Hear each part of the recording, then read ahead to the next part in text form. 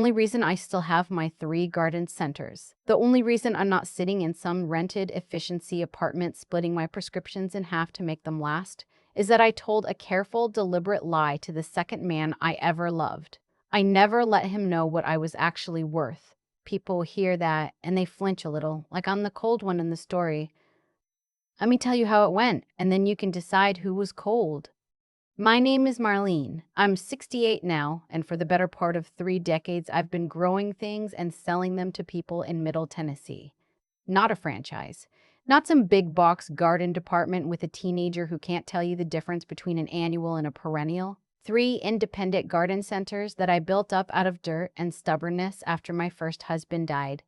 Sweetbriar Gardens, I called the first one. I kept the name when I opened the others because by then people knew it, and a name people trust is worth more than any sign you can buy.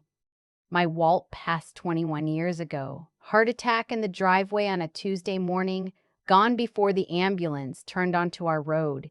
He was 51. We'd talked for years about opening a little nursery once the kids were grown. Something to do together in our older years, and instead I was 47 and alone with a mortgage and a payout from a life insurance policy he'd taken out the year we married, back when we couldn't really afford the premiums. I used to resent him paying into that thing. After he died, it was the only thing standing between me and going back to ringing up groceries. Do you know what it does to a person? Opening a business at 47 with grief still sitting on your chest like a wet sandbag? I leased a sad little corner lot off the highway in Franklin, a place that had been a failed snow cone stand, and I filled it with bedding plants I bought wholesale and hauled in my own truck. I learned to read a profit and loss statement off library books and, later, off videos I watched at 1 in the morning because I couldn't sleep anyway. I priced my mulch by hand. I argued with suppliers. I caught a man stealing a $40 Japanese maple and chased him across the parking lot in my garden clogs, and I got it back too. By the time I turned 56, I had 3 locations. The Franklin store served the young families putting in their first vegetable beds. The Brentwood store, which I opened in a fancier part of the county, drew the country club crowd who wanted 12-foot ornamental grasses and somebody to design the whole thing for them. And the Nashville location, the one I'm proudest of, specialized in native plants and the rare heirloom stock that the serious gardeners drive 2 hours to find. Each one had its own soul. I paid off the small business loan on every last one of them. By 60, I owned all 3 businesses free and clear. No debt, no silent partners, just me. I leased the buildings. But the inventory, the accounts, the customer lists, the reputation I'd bled for, all of it was mine. I had 9 employees by then. We did somewhere around $600,000 a year in revenue across the 3, with a margin that hovered around 18% once everybody was paid. I was not rich the way television means rich, but I owned my house outright, a brick rancher with good bones that I'd bought with cash 5 years before. And I had money set aside and I answered to nobody. That counts for more than people think. What I didn't have was anybody to eat dinner with. After Walt died, I poured myself into the work so I wouldn't have to feel the quiet, and the years just went by like that. My daughter, my Katie, lives out in Denver with her husband and the kids. My son's in Phoenix with a job that keeps him on planes. They love me, they call, but they have their own weather to worry about. For company, I had my book club, my Wednesday night group at Cornerstone Methodist, the women I'd known 40 years, and a fat old beagle named Biscuit who slept on Walt's side of the bed because I never could bring myself to make him stop. That was the whole shape of my life for the better part of 15 years, and I told myself it was enough. Most days it was. Then, at a fall festival our church threw in the parking lot in October, I met the man who would become my second husband. His name was Gordon. He just moved to the area, he said, from up around Cincinnati, looking for a quieter place to spend his retirement. He was tall, with a head of silver hair he clearly knew was an asset, and he had that easy, unhurried way of standing that money, or the look of money, gives a man. He helped me carry a folding table when nobody asked him to. We got to talking by the cider stand, and 2 hours later, we were still standing there, The festival breaking down around us, talking about everything from the church to our late spouses to whether a tomato had any business being refrigerated. His wife, he told me, had died of cancer 4 years back. He said it quietly, looking at the ground, and I felt that pull you feel toward another person who knows the specific weight of that kind of loss. He asked if he could take me to dinner that Friday. I'm 65 years old, I thought, and my heart is going like I'm 16. I said yes. The first months with him were the closest thing to a fairy tale I ever expect to get. He took me to the Symphony in Nashville. We drove out to Liber's Fork on Sundays and poked through the antique shops. He cooked for me at his place, a clean, modern rental near the river, and he was good at it, which charmed me more than I'd like to admit. He told me he'd been some kind of business consultant, that he'd sold his firm up north and was mostly retired now, just keeping a few clients to stay sharp. Comfortable, he called himself. Not wealthy, but he'd been smart with his money. When he asked about my work, I told him I had a garden center and that we did all right. I kept it small. I said it like it was a sweet little shop. I never said 3 locations. I never said debt-free. I never breathed a word about the revenue or the savings or the fact that I owned my house outright. Why did I hold that back from a man I was falling for? I've turned that over 1,000 times since. The truth is, I'd spent 15 years building something entirely my own. And somewhere along the way, I'd learned to be private about it, the way you're private about a wound. It wasn't a plan. It was just an instinct, an old quiet one, and for once in my life, I'm grateful I didn't talk myself out of it. By spring, he proposed.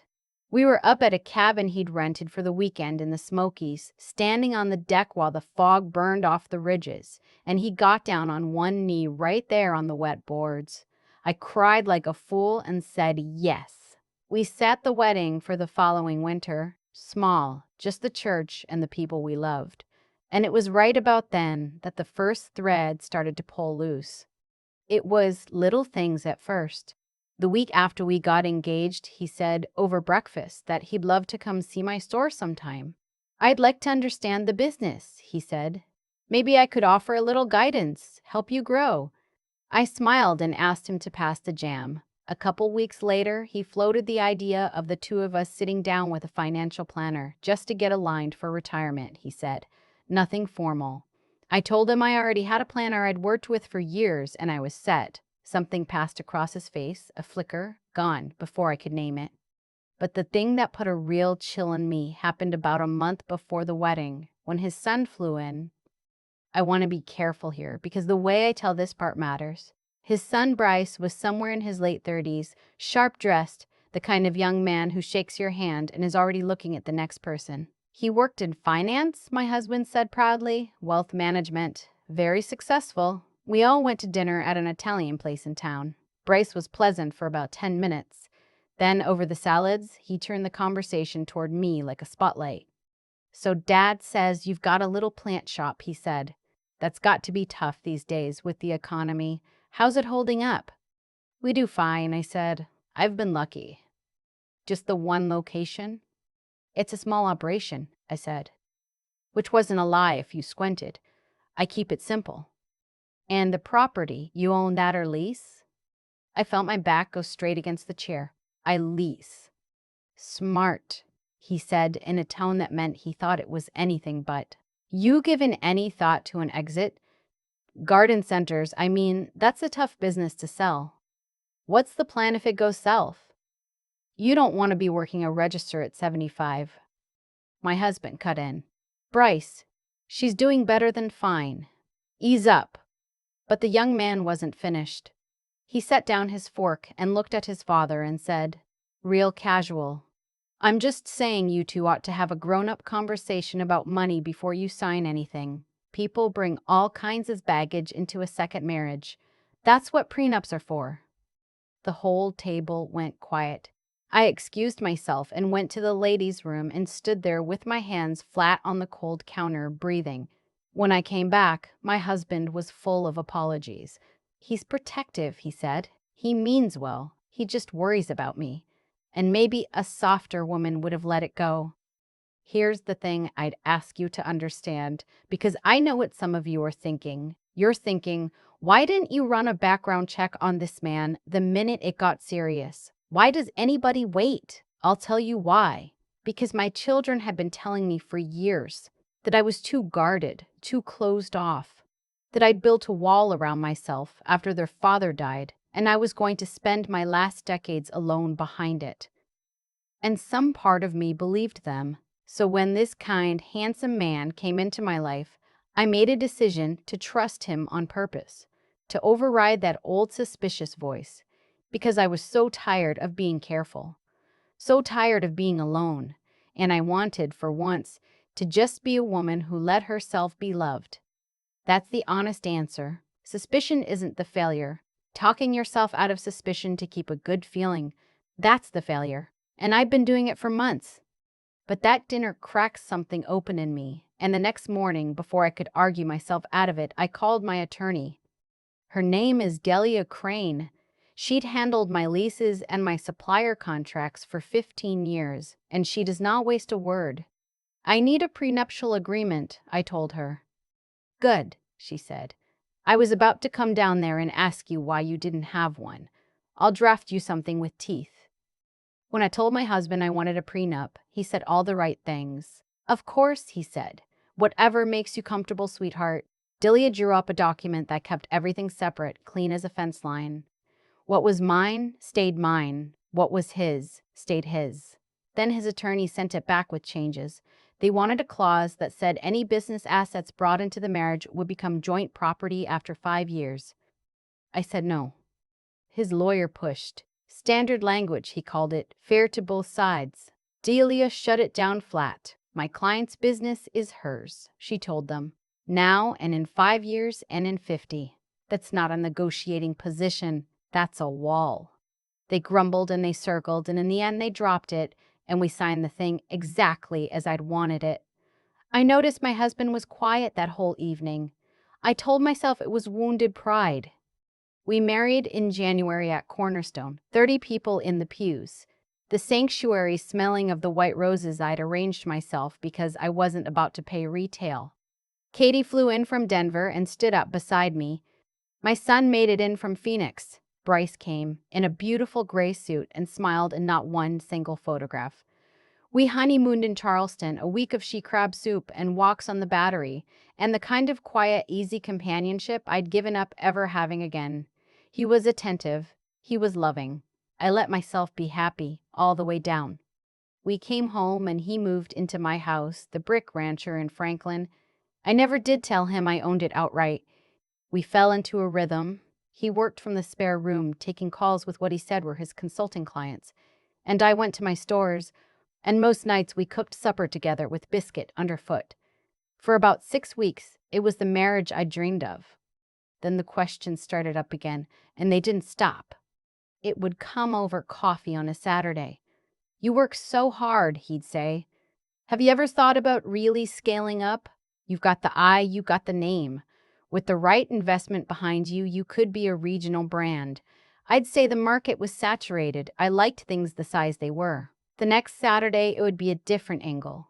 He knew people, he said, money people, who'd love to get into a business like mine. He could put a deal together. All I'd have to do was open the books so they could see what they were working with.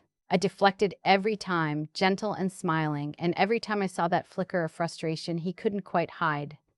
He started suggesting we needed a joint account to make things simpler. He offered to take over the bookkeeping, said it was silly for me to pay an outside firm when he had the expertise sitting right there in the house. He asked more than once why I never brought my financial paperwork home, and I told him I kept all of that at the office, which was true. I kept everything at the office now, behind a locked door, on purpose. And then came the night that turned the whole thing. I'd come home early from the Nashville store with a migraine starting behind my eye. The house was quiet, his car in the drive, and I let myself in soft because of my head. He was in the spare room with the door not quite shut on the phone, and he didn't hear me. I stopped in the hall because I heard my own name.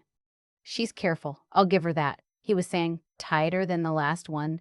But she's sitting on real money, I can smell it. 3 stores has to be. The house too, I'd bet anything she owns it. A pause. Then, lower, I need you down here again. Work the daughter-in-law angle, the estate planning talk. Scare her a little about dying without a plan. We move this fall or we don't move at all. Another pause, and then he laughed, a sound I'd never heard him make, and said, "Relax. By the time my old girl figures it out, it won't matter." I stood in that hallway and I did not breathe. The old girl. I went back out the front door as quietly as I'd come in, sat in my car in my own driveway, and called Delia Crane. "Something is very wrong," I said. My voice didn't even shake, which frightened me more than if it had. "Tell me," she said. I did. And then I said the thing I'd never imagined I'd say about my own husband. "I need you to find out who this man actually is. Quietly. I don't want him to know."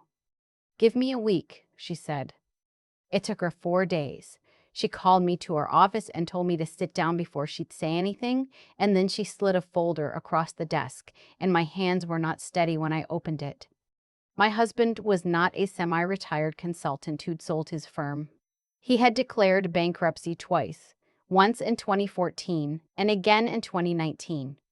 He had never owned a consulting business. He'd been a mid-level account manager at a financial services company up north that let him go in 2017 for what the file called irregularities. Everything he'd told me about himself, the firm, the sale, the comfortable savings, was air. And then there was the part that turned my stomach to ice water. Over the previous decade, my husband had been married or engaged 3 times to 3 different women, and the pattern was so exact it read like a recipe. The first was a widow named Bernadette out in Memphis who owned a bridal shop. They dated, they married, and within a year he talked his way onto her business accounts and drained them, then filed for bankruptcy so she couldn't claw a dime of it back. She lost the shop. The second was a woman named Constance over in Knoxville, a widow with a dance studio she'd run for 30 years. Same dance, different floor. He convinced her to refinance her building with him as co-signer for the tax advantages. Took out a second mortgage she never knew about, emptied it, and vanished.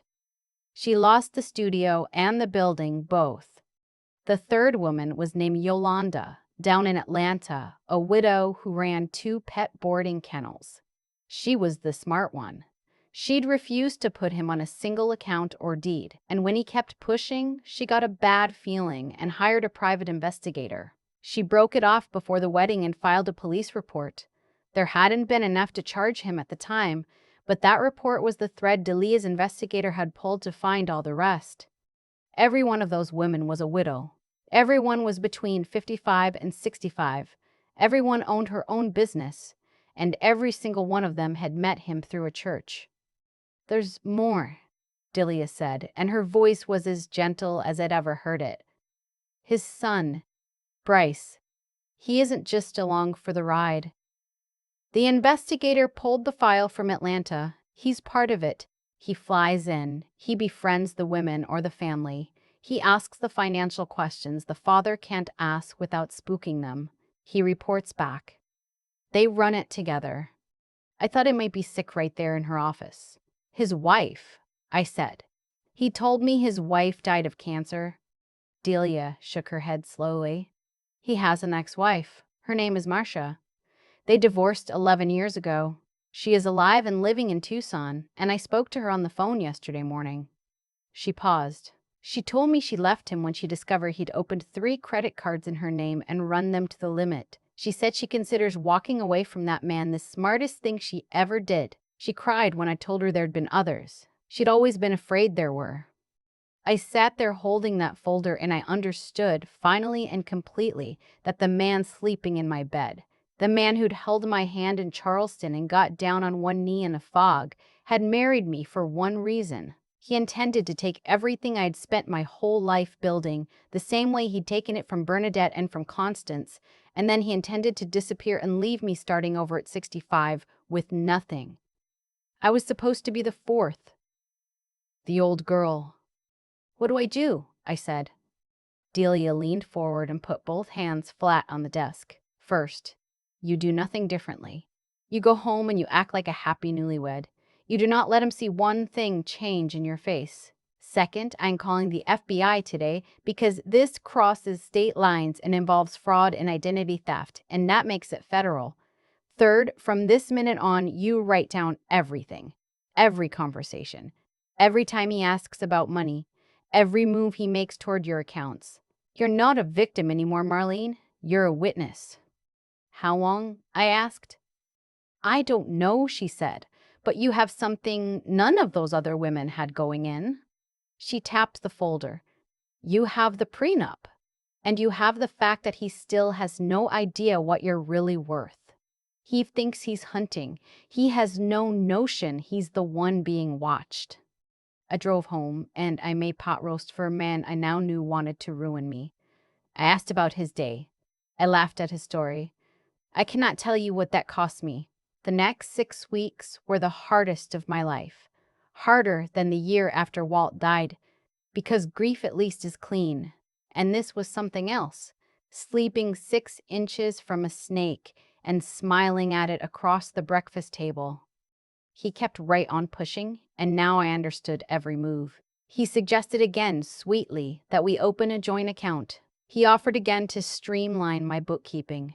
He mentioned a friend who could help me incorporate in a way that would have, I now knew, quietly put his name where mine was. I deflected every single one, and every night I wrote it down, dated and detailed, in a notebook I kept locked in the trunk of my car. In the spring, his son flew back in, supposedly for a conference. He stayed with us 4 days, and on the third, he took me to lunch, just the two of us. Over a salad I could hardly taste, he apologized for the dinner before the wedding. I came on too strong, he said. I just love my dad, and I want to know he's taken care of. Then, smooth as butter, he mentioned you've been hesitant to combine things financially. I get it. But from where I sit professionally, there are real protections you're leaving on the table. Estate planning, especially at your age, you don't want your kids fighting a mess if something happens to you. He smiled. I could connect you with people, make it painless. I appreciate that, I said, and I meant something very different by it than he thought. But I have my own team. I'm well taken care of. His smile got a little thinner. Of course, he said, but if you ever change your mind, I'd be glad to help. That night, Delia called. It's moving, she said. The Bureau's been building it with Atlanta and the Tennessee field office. They've got enough on the prior victims, and they're adding counts for what he and the son have been attempting with you. Attempted wire fraud, conspiracy. It's a matter of days now. Can you hold steady a little longer? I've held this long, I said. 3 days later, I came home from the Brentwood store, and there were 2 unmarked cars in front of my brick rancher and a woman in a dark jacket standing in my living room. My husband was on my own sofa in handcuffs. They were arresting his son at the same time across town at his hotel. The agent's name was Reina Delgado, and she walked me through it kindly. We've been tracking these two for the better part of a year, she said. What you and your attorney documented gave us the last pieces we needed. We're charging them both conspiracy to commit fraud, wire fraud, identity theft. My husband looked up at me from the couch, and his face had gone the color of old paper. Marlene, he said, honey, this is a mistake. I can explain all of it. Just let me. No, I said. It came out steadier than I felt. You really can't. They walked him out my front door past the azaleas I'd planted myself, and I stood in my doorway and watched him go, and Biscuit the beagle. I still think about the moment I stood in that hallway and heard him call me the old girl. Not because it wounded me anymore, but because that ugly little phrase is the exact place my whole life turned. Everything before it ran toward ruin. Everything after it ran toward ruin. Everything after it ran toward safety.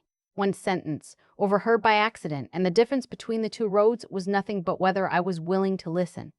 What I've come to believe, sitting on my porch these last few years with Biscuit gone gray at the muzzle, is that what saved me wasn't luck, and it wasn't even the prenup.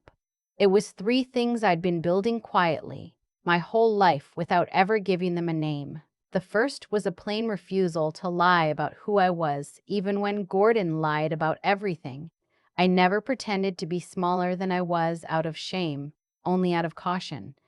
And there's a world of difference. A person who keeps her word to herself can always tell when somebody else has stopped keeping theirs. That steadiness is what made my own gut feel so loud the night I heard him on that phone. The second thing was the habit of looking hard at what's in front of me instead of what I wished were there. For months, I talked myself out of the flickers I saw across Gordon's face because my children had told me I was cold and guarded, and I so badly wanted them to be wrong. But wanting something to be true is not the same as it being true. And the day I finally let myself see Bryce's questions for what they were, the whole picture came clear. Clear thinking isn't a gift some people are born with. It's a muscle, and mine was strong because I'd spent 30 years reading soil reports and balance sheets and the faces of people trying to talk me down on price. And the third thing, the one I'm proudest of, is that when the truth finally landed, I didn't fall apart. I went home and made pot roast for a man I knew was a thief, and I smiled at him for 6 weeks while the FBI built its case, because falling apart was a luxury I couldn't afford, and other women were counting on me to hold steady. That kind of nerve doesn't come from being fearless. I was terrified every single night. It comes from deciding that the thing you're protecting matters more than the fear, and then doing the next hard thing anyway, one day at a time. So if you're a woman my age, alone and tired of being careful, hear me. Don't let anyone shame the caution out of you. Be honest, see clearly, and stay standing when it counts. And no charming stranger will ever take from you what you built with your own 2 hands. Bernadette and Constance learned that lesson too late. Yolanda and I learned it in time. The only difference was a quiet voice and the willingness to obey it.